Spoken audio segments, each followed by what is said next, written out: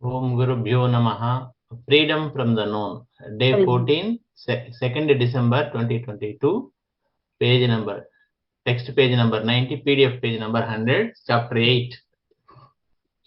Freedom is a state of mind, not freedom from something, but a freedom to doubt and question everything, and therefore so intense, active, and vigorous that it throws away every form of dependence, slavery, conformity, and acceptance. Such freedom implies being completely alone. But can the mind brought up in a culture so dependent on environment and its own tendencies ever find that freedom which is complete solitude and in which there is no leadership, no tradition, and no authority? Freedom is a state of mind. ఇది ఒక మానసిక స్థితి అన్నమాట. Freedom ఏదో ఒక దాని నుంచి స్వేచ్ఛ కాదు, కానీ ఒక ఫ్రీడమ్ అనే ఒక సెన్స్ అన్నమాట. అంటే మనం డౌట్ చేయడానికి, ప్రశ్నించడానికి, అందువల్ల తీవ్రంగా నువ్వు యాక్టివ్ గాను ఉండడానికి, శక్తివంతంగాను, అలాంటి దానికి ఫ్రీడమ్ కావాలి. That it throws away every form of dependence. ఏ రకమైనటువంటి ఆధారపడ్డాన్ని కూడా అది తోసిపుచ్చుతుంది. అంటే బానిసత్వం, అనుకరణ, ఆమోదించడం, వీటిన్నిటినీ తోసిపుచ్చేస్తుంది. సచ్ ఫ్రీడమ్, అలాంటి స్వేచ్ఛలో అది సంపూర్ణంగా అంటే ఏకంగా ఎలోన్ గా ఉంటుందంటే అది ఒక్కటి మాత్రమే ఉంటుంది ఆ ఫ్రీడమ్. కానీ ఇలాంటి మనస్సు ఒక కల్చర్, అంటే కల్చర్లోని పెరిగినటువంటి మనస్సు అంత, అంటే అది పరిసరాల మీద, దాని యొక్క వాసనల మీద ఆధారపడిన మనస్సు ఈ ఫ్రీడమ్ ఎప్పుడైనా పొందగలదా కంప్లీట్ గాను? అంటే ఇంక ఏమీ లేకుండా ఫ్రీడమ్ ఒక్కదాన్నే, సాలిట్యూడ్ అంటే ఒంటరితనంతో, in which there is no leadership అంటే ఎవరో తన్ని గైడ్ చేసేవాళ్ళు కానీ, సాంప్రదాయం కానీ, అథారిటీ కానీ లేని ఫ్రీడమ్ అనేది అది పొందగలదా? దేని మీద ఆధారపడని freedom? This solitude is an inward state of mind which is not dependent on any stimulus or any knowledge and is not the result of any experience or conclusion. Most of us inwardly are never alone. There is a difference between isolation, cutting oneself off, and aloneness, solitude. We all know that what it is to be isolated, building a wall around oneself in order never to be hurt, never to be vulnerable, or cultivating detachment, which is another form of agony, or living in some dreamy ivory tower of ideology. Aloneness is something quite different. ఇలాంటి ఒంటరితనం అనేది ఒక అంతర్గతమైన మానసిక స్థితి. అందులో ఏ ఆధారపడడం కానీ ఉండదు, ఏ ప్రేరణ ఉండదు, ఏ జ్ఞానం మీద ఆధారపడదు. ఇది ఏ రకమైన అనుభవం యొక్క ఫలితం కానీ, ఏ రకమైన ముగింపుల ఫలితం కానీ కాదు.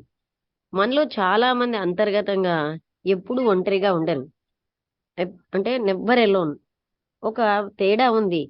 ఐసోలేషన్ అంటే సెపరేట్ గా ఉండడానికి, తన్ని దూరం నుంచి అన్నిటి నుంచి కట్ ఆఫ్ చేసుకోవడానికి దూరం ఉంది, అంటే అన్నిటి నుంచి తాను దూరమై ఒంటరిగా ఉండడానికి. అండ్ దాన్నే ఎలోన్నెస్ అంటారు. ఎలోన్నెస్, సాలిట్యూడ్, దీనికిను ఐసోలేషన్ కి తేడా ఉంది. మనం అందరికీ తెలిసింది ఏంటంటే, ఐసోలేటెడ్ ఏమిటో మనకు తెలుసు. మన చుట్టూ ఒక గోడ నిర్మించుకుని ఎప్పుడు హర్ట్ అవ్వకుండా మనం ఒక గోడ నిర్మించుకుంటాం. ఆ విధంగానే ఏ రకం దానికి కూడా కొంచెం కూడా వంగకుండా, ఫ్లెక్సిబుల్ గా ఉండకుండా ఒక గోడ పెట్టుకుంటున్నాం. ఈ విధంగా మనమేమో డిటాచ్మెంట్ అన్నదాన్ని, అంటే వైరాగ్యం అన్నదాన్ని పెంపొందించుకున్నాం. అది కూడా ఒక రకమైనటువంటి బాధే, లేకపోతే ఒక రకమైనటువంటి కళలతో ఉన్న ఐవరీ టవర్. ఐవరీ టవర్ ఏంటంటే, ఐవరీ అంటే ఏమిటి? ఏనుగు దంతంతో ఒక స్తంభాన్ని నిర్మించుకుంటాం. అంటే ఆదర్శాలని, అంటే అందమైన ఆదర్శాలతో ఒక ఊహాత్మకంగా నిర్మించుకుంటూ ఉంటాం మన చుట్టూరా. ఎలోన్నెస్ అన్నది పూర్తిగా వేరైంది. You are never alone because you are full of all the memories, all the conditioning, all the mutterings of yesterday. Your mind is never clear of all the rubbish it has accumulated. To be alone, you must die to the past. When you are alone, totally alone, not belonging to any family, any nation, any culture, any particular continent, there is that sense of being an outsider. The man who is completely alone in this way is innocent, and it is this innocency that frees the mind from sorrow. మీరు ఎప్పుడూ ఒంటరిగా ఉండటం లేదు, ఎందుకంటే మీరు ఎప్పుడు పూర్తిగా మీ జ్ఞాపకాలతో నిండుంటారు. ఎన్నో రకమైన కండిషనింగ్స్ తోటి, అలాగే నిన్నటి మటరింగ్స్ అంటే జ్ఞాపకాలు లాంటి వాటితోటి నిండి ఉంటారు. అంటే సణుగుడ్లు కూడా మటరింగ్స్ అంటే. మీ మనస్సు అనేది ఎప్పుడు క్లియర్ గా ఉండదు. అన్ని రబ్బిష్ నుంచి అది ఎంత పోగు చేసుకుందో ఆ రబ్బిష్ నుంచి మనసు ఫ్రీ అవ్వట్లేదు. ఒంటరిగా ఉండడం అన్నది మీరేమో నిన్నటి అంటే గతానికి మీరు చనిపోవాలి. వెన్ యు ఆర్ ఎలోన్, మీరు ఎప్పుడైతే ఒంటరిగా ఉంటారో, సంపూర్ణంగా ఒంటరిగా ఉంటారో, ఏ రకమైన కుటుంబానికి గాని, దేశానికి గాని, సంస్కృతికి గాని, ఏ ప్రత్యేకమైనటువంటి ఖండానికి గాని చెందరో, అప్పుడు మీకు ఒక రకమైనటువంటి అంటే sense of being an out cider, మీరు అవుట్ సైడర్ గా ఉన్నారన్న ఫీలింగ్ వస్తుంది. ఏ వ్యక్తి అయితే సంపూర్ణంగా ఒంటరిగా ఉంటాడో ఈ రకంగా ఆయన అమాయకంగా ఉంటాడు.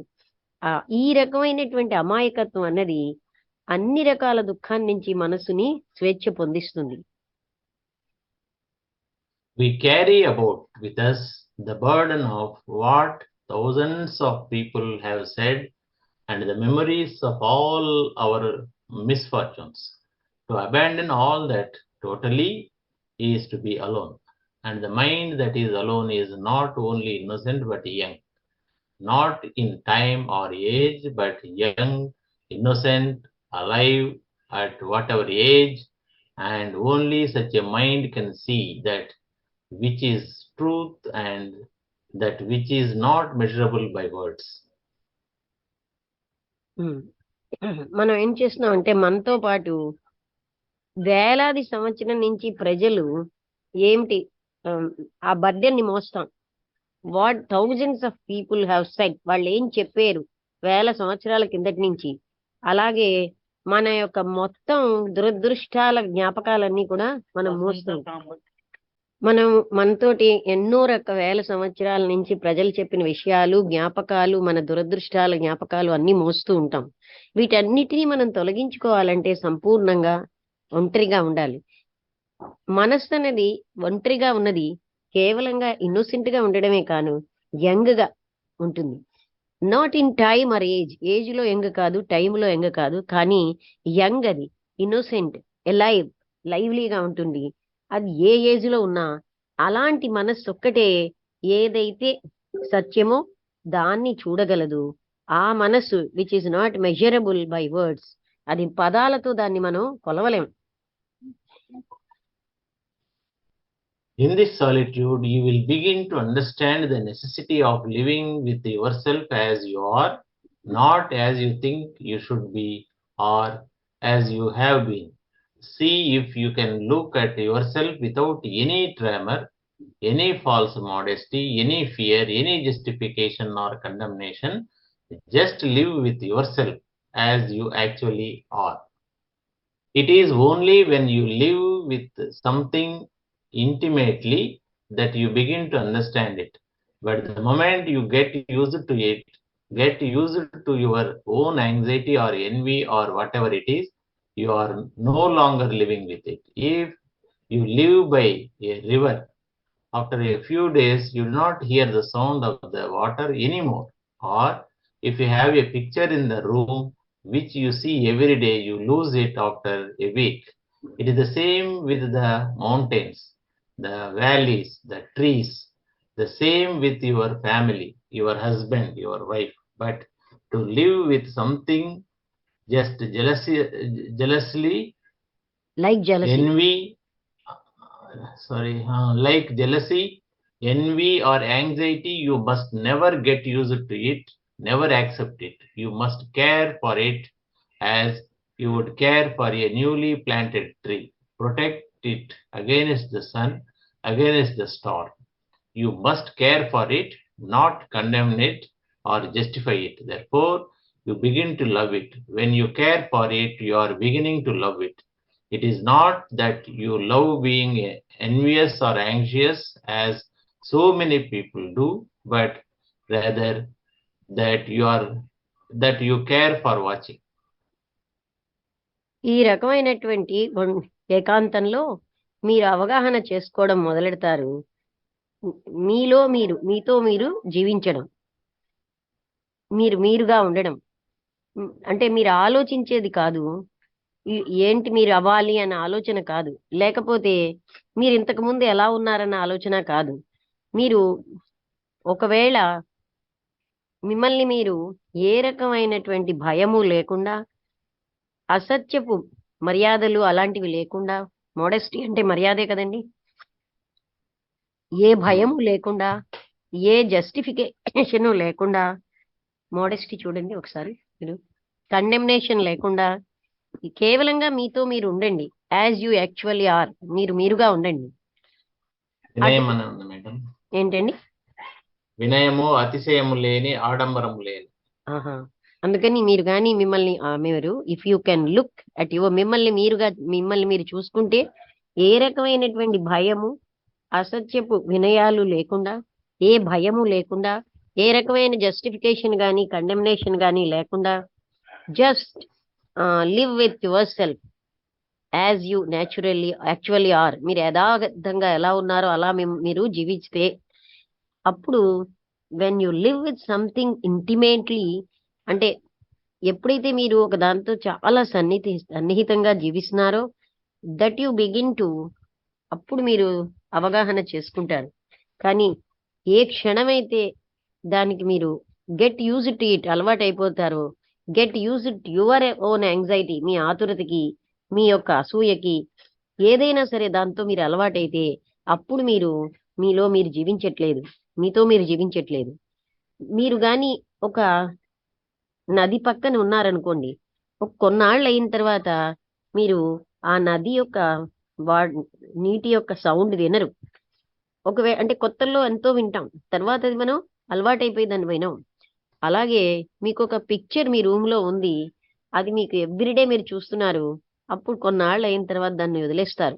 It is the same with the mountains. అలాగే సుందరంగా ఉన్నటువంటి పర్వతాలు గాని, వ్యాలీస్ గాని, లోయలు, వృక్షాలు, ఇవన్నీ కూడా మీరు మీ కుటుంబం, మీ భర్తని, మీ భార్యని ఇలాగే మొదట్లో చాలా జాగ్రత్తగా ఉండి తర్వాత వదిలేస్తున్నాం. But to live with something, వదిలేయడం అంటే ఆ సౌందర్యం, ఆ మంచితనం అన్ని వదిలేస్తున్నాం. కానీ ఏదైనా ఒక దాంతో జీవించడం అంటే, ఒక అసూయతో గాని, అసూయకి జెలసీ, ఎన్వి అన్న ఒకటి కదా, అలాగే ఆతురతతో గాని, ఈ రెండింటికి తేడా తర్వాత చూడండి. N V, anxiety,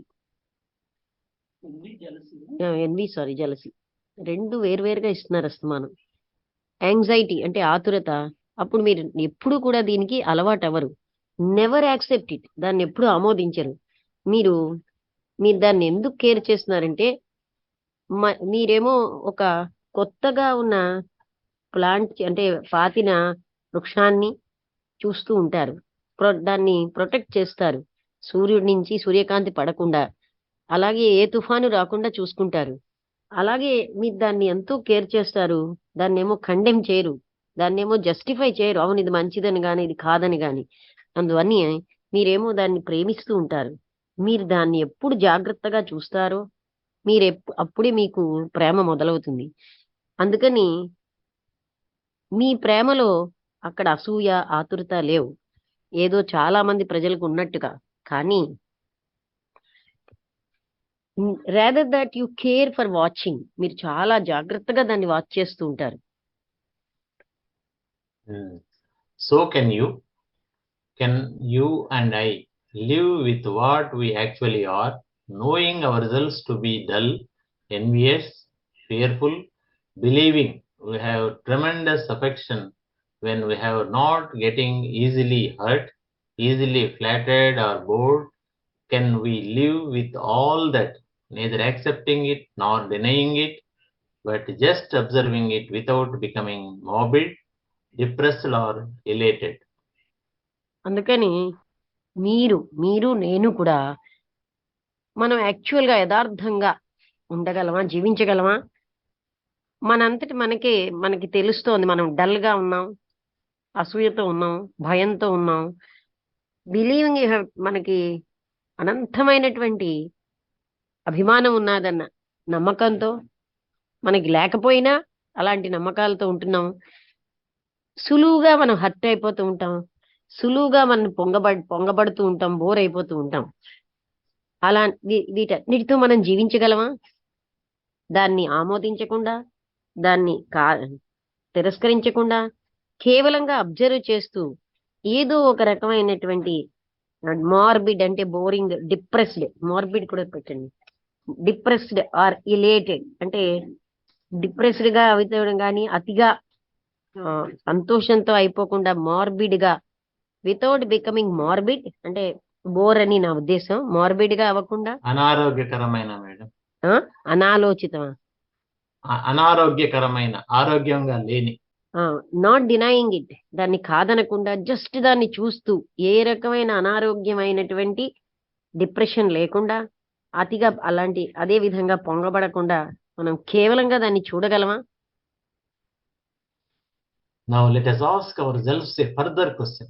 Is this freedom, this solitude, this coming into contact with the whole structure of what we are in ourselves, is it to be come upon through time? That is freedom to be achieved through a gradual process? Obviously not, because as soon as you introduce time, you are enslaving yourself more and more. You cannot become free gradually. It is not a matter of time. అందుకని మనం ఇప్పుడు మనం ప్రశ్నించుకుందాం. ఇంకొక question, ఈ స్వేచ్ఛ అన్నది, ఈ రకమైన ఒంటరితనం, మనమేమోని మొత్తం ఈ what we are in ourselves, మనలో మనం ఎలా ఉన్నాం అన్న దాంతో కాంటాక్ట్ లోకి వస్తే, దాని అంటే is it to be come upon through time అంటే సమయం ద్వారా దాంట్లోకి వస్తున్నామా? ఇక్కడ అర్థం ఏంటంటే సమయం తీసుకుంటున్నామా, ఇవాళ కాదు రేపు అని ప్రాక్టీస్ చేసి వస్తున్నామా? That is freedom to be achieved through a gradual process. క్రమేణా పొందవలసిందా ఈ స్వేచ్ఛ అన్నది? తప్పనిసరిగా కాదు. ఎందుకంటే ఎంతకాలం అయితే మనం సమయాన్ని ఇంట్రడ్యూస్ చేస్తున్నామో, ఎప్పుడైతే సమయం అన్న దాన్ని మనం ఇంట్రడ్యూస్ చేయగానే మీరేమో దానికి బానిస అయిపోతున్నారు చాలా హెచ్చుగా. మీరు ఎప్పుడైతే గ్రాడ్యువల్ గా అన్నది ఎప్పుడు మీరు స్వేచ్ఛని పొందలేరు. అది మ్యాటర్ ఆఫ్ టైం కాదు స్వేచ్ఛను పొందడం. The next question is, can you become conscious of that freedom? If you say I am free, then you are not free. It is like a man saying I am happy. The moment he says I am happy, he is living in a memory of something that has gone. Freedom can only come about naturally, not through wishing, wanting, longing. Nor will you find it by creating an image of what you think it is. To come upon it, the mind has to learn to look at life, which is a vast movement, without the boundage of time, for freedom lies beyond the field of consciousness. ఇప్పుడు ఇంకొక ప్రశ్న ఏంటంటే, ఈ freedom అనే దాన్ని మీరు conscious గా ఉన్నారా? మీరు ఒకవేళ అన్నారనుకోండి నేను ఫ్రీగా ఉన్నానని, అంటే మీరు అర్థం మీరు ఫ్రీగా లేరు. ఇది ఒక వ్యక్తి ఇలా చెప్తున్నాడు, it is like a man saying I'm happy, నేను చాలా హ్యాపీగా ఉన్నానని. ఏ క్షణం అయితే ఆయన అలా చెప్పాడో ఐఎమ్ హ్యాపీ అని, ఆయన ఒక జ్ఞాపకం అంతకు ముందు అయిపోయిన దాని మీద తను జీవిస్తున్నాడు. ఫ్రీడమ్ అనేది కేవలంగా మనకి ఎప్పుడు వస్తుందంటే, సహజంగా కోరిక వల్ల కానీ, విష్ చేయడం వల్ల అంటే కోరడం వల్ల, తీవ్రంగా కోరడం వల్ల వచ్చేది కాదు.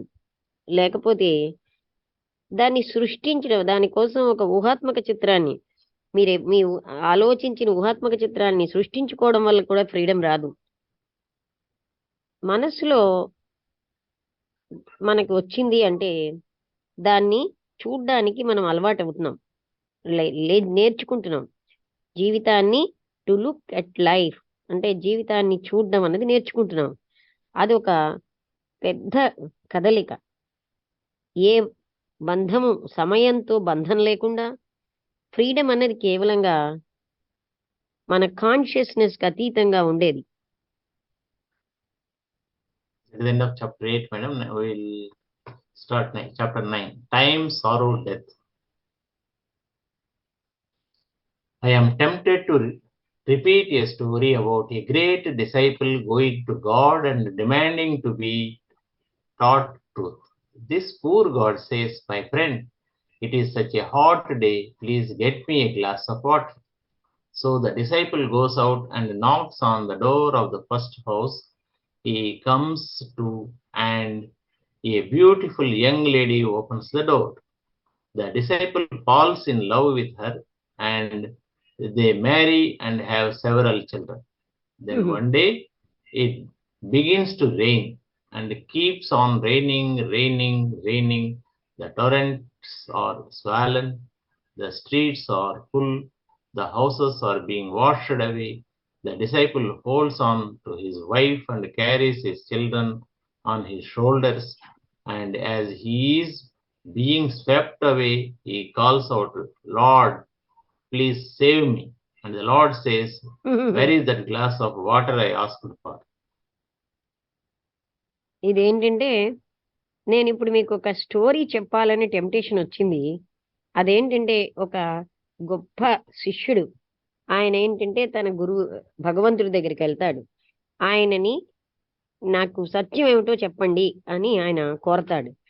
ఆ ఆ భగవంతుడు ఏం చేస్తాడంటే, మై ఫ్రెండ్, ఓ స్నేహితుడా, ఇది చాలా వేడిగా ఉంది ఇవాళ, దయచేసి నాకు గ్లాస్ నీళ్ళు తెచ్చిపెట్టు. అందుకని ఈ శిష్యుడు ఏమిటంటే బయటికి వెళ్తాడు. పక్కన ఉన్నటువంటి ఒక ఇంటికి డోర్ కొడతాడు. కొడితే ఆ ఫస్ట్ హౌస్ ఏదో దాని డోరు. అప్పుడు ఒక అందమైనటువంటి స్త్రీ ఆ డోర్ ఓపెన్ చేస్తుంది అనమాట. ఆ డిసైపుల్ ఆమెను చూసి ప్రేమిస్తాడు, ఆమెతో పెళ్లి చేసుకుంటాడు, ఎంతో మంది పిల్లల్ని కంటాడు. ఒకరోజు చాలా వాన పడుతుంది. అది ఎంత ఎక్కువగా అలా పడుతూ పడుతూ పడుతూ ప్రవాహాలుగా అందులో అన్ని మునిగిపోతాయి. అన్ని వీధులు కూడా నిండా ఇళ్ళు, వీధులు కొట్టుకుపోయాయి. ఈ శిష్యుడు తన భార్యని గట్టిగా పట్టుకుని తన పిల్లల్ని తన భుజాల మీద మోసి ఆయనేమోని అందులోంచి ఆ అంటే పైకి ప్రవాహంలోంచి వస్తూ ఆయన, "ఓ భగవంతుడా, నన్ను రక్షించు" అని గట్టిగా అరుస్తాడు. అప్పుడు భగవంతుడు అడుగుతాడు, "నా గ్లాసు నీళ్లు ఎక్కడున్నాయి" అని అడుగుతాడు. It is rather a good story because most of us think in terms of time. Man lives by time. Inventing the future has been a favorite game of escape. ఇది చాలా మంచి స్టోరీ. ఎందుకంటే మనలో చాలా మంది టైం పరంగా ఆలోచిస్తారు. మనిషి టైంలోనే జీవిస్తున్నాడు. ఈ భవిష్యత్తుని ఆయన కనిపెడతాడు. అది ఆయనకి ఒక తన అందులోంచి బయటపడడానికి ఒక మంచి గేమ్ గా పనికొస్తుంది, ఎస్కేప్ అవ్వడానికి. We think that changes in ourselves can come about in time, that order in ourselves can be built up little by little, added to day by day. But time doesn't bring order or peace, so we must stop thinking in terms of gradualness. This means that there is no tomorrow for us to be peaceful in. We have to be orderly on the instant. మనం ఏం అనుకుంటున్నాం అంటే మనలో మార్పులు అనేవి సమయం ప్రకారం వస్తాయని. అప్పుడు క్రమత మన జీవితాలలో మనం తయారు చేసుకోవాలి నెమ్మదిగా, రోజు రోజుకి. కానీ సమయం అన్నది ఆర్డర్ని తీసుకురాలేదు, లేకపోతే శాంతిని తీసుకురాలేదు. అందుకని మనం గ్రాడ్యువల్నెస్ అంటే క్రమేణా తీసుకురావడం అన్న దానికి మనం స్టాప్ పెట్టాలి. అంటే దానివల్ల అవ్వదు. దాని అర్థం ఏంటంటే రేపు అన్నది లేదు, రేపు శాంతిగా ఉంటానని లేదు. We have to be orderly on the instant. ఈ క్షణమే మనం ఆర్డర్లీగా ఉండాలి. When there is real danger, time disappears, doesn't it? There is immediate action, but we do not see the danger of many of our problems, and therefore we invent time as a means of overcoming them.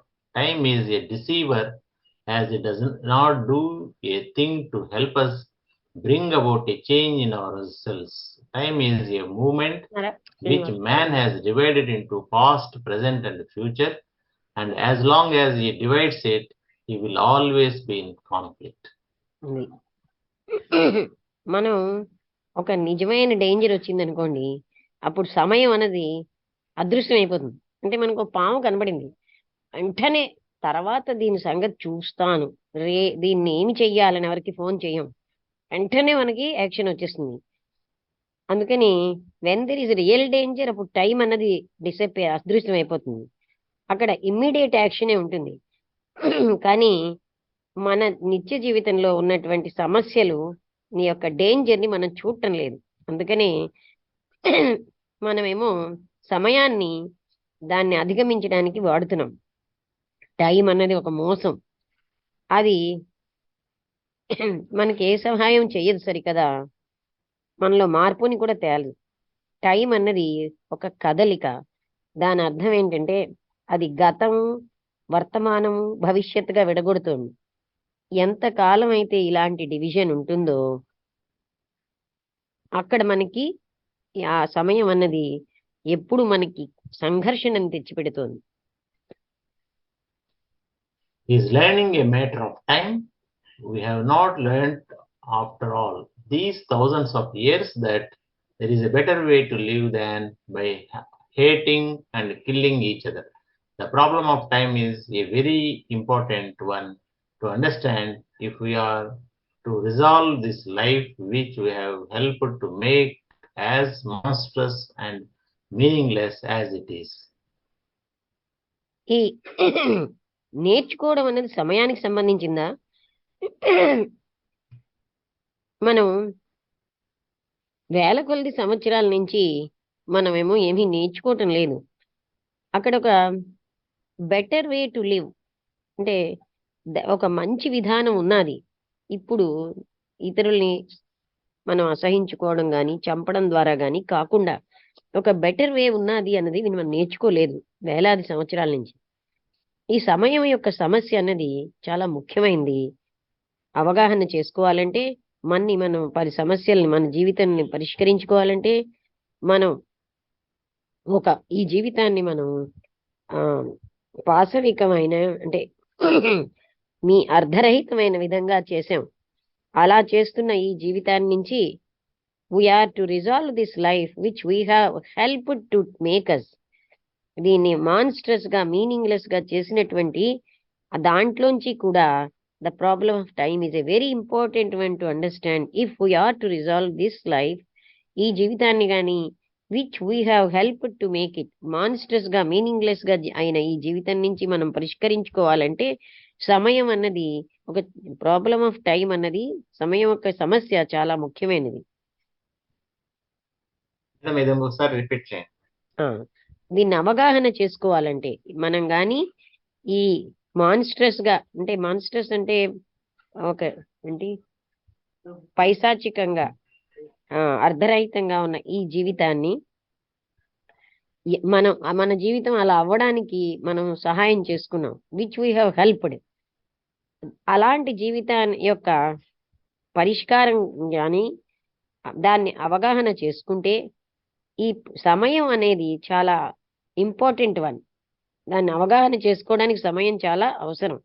అంటే ఇలాంటి జీవితం నుంచి పరిష్కారాన్ని అర్థం చేసుకోవడానికి. First thing to understand is that we can look at time only with that freshness and innocency of mind which we have already been into. We are confused about our many problems and lost in that confusion. Now, if one is lost in a wood, what is the first thing one does? One stops, doesn't it? One stops and looks around. But the more we are confused and lost in life, the more we chase around, searching, asking, demanding, begging. So the first thing, if I may suggest it, is that you completely stop inwardly. And when you do stop inwardly, psychologically, your mind becomes very peaceful, very clear.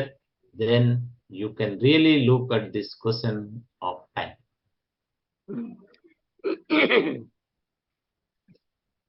మొట్టమొదటి 2.5 minutes ఉంది madam. పర్వాలేదు. దీన్ని మనం we can look at time only. మొదటిగా మనం అర్థం చేసుకోవాల్సింది ఏంటంటే ఈ సమయాన్ని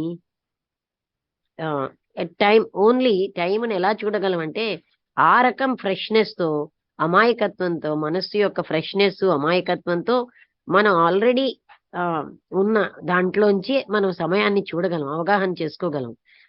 we are confused about our many problems and lost in that confusion. మనం ఇలాంటి ఎన్నో సమస్యలతో కన్ఫ్యూజన్ లో ఉండి అందులో మనం పోగొట్టుకుంటున్నాం, అంటే మర్చిపోతున్నాం. We are now if one is lost in a wood, అంటే ఒక అడవిలో మనం తప్పిపోయాం అనుకోండి, what is the first thing to do? One does, మనం ఏం చేస్తాం? మొట్టమొదటిగా మనం ముందు స్టాప్ కాదా, మనం స్టాప్ అయిపోయి చుట్టూ చూస్తాం. But the more we are confused, ఎంత ఎక్కువగా మనం గందరగోళంలో పడుతున్నామో అంత ఎక్కువగా మన జీవితంలో అన్ని పోగొట్టుకుంటున్నాం. The more we chase around, చుట్టూరా వెనక పడుతూ ఉంటాం, వెతుకుతాం, అడుగుతాం, కోరుతూ ఉంటాం, అంటే అదే భిక్షత్తుతూ, అంటే బెగ్ చేస్తూ ఉంటాం. అంటే ఎంత ఎక్కువగా మనం వెంట తరుముతామో అంత ఎక్కువగా మనం ఏం పొందలేము. అందుకని మొట్టమొదటి విషయం ఏంటంటే, ఒకవేళ మీకు సలహా ఇవ్వాలంటే మీరు సంపూర్ణంగా అంతర్గతంగా, is that you completely stop inwardly, అంటే అర్థం మీరు సంపూర్ణంగా స్టాప్ అయ్యారా అంతర్గతంగా? ఎప్పుడైతే మీరు అంతర్గతంగా స్టాప్ అయిపోయారో మానసికంగా, అప్పుడు మీ మనస్సు చాలా శాంతియుతంగా అయిపోతుంది, చాలా క్లియర్ గా అయిపోతుంది. అప్పుడు మాత్రమే మీరు ఈ ప్రశ్నని, సమయం అన్న ప్రశ్నని సరైన విధంగా చూడగలరు. అంటే ఇన్వర్డ్ లో చూడకూడదన్నా మేడం? అది కాదు, చూడమంటున్నారు. అంటే మళ్ళీ చూడండి, when you stop, you do stop inwardly. And when you do stop inwardly, psychologically your mind becomes very peaceful. అంటే ఇక్కడ మనస్సు పెట్టి కాదు, అంతర్గతంగా మనస్సు పెట్టి కాదు, అలా మనస్సు ఎప్పుడైతే స్టాప్ అయిపోయిందో అప్పుడే పీస్ఫుల్ గా ఉంటారు, క్లియర్ గా ఉంటారు. సైకలాజికల్ గా చూడడం కాదు, ఇన్వార్డ్ గా, అంటే ఇక్కడ అర్థం మనస్సుతో చూడడం కాదని. అప్పుడు మాత్రమే మీరు క్లియర్ గా పీస్ఫుల్ గా ఉంటారు. ఓకే.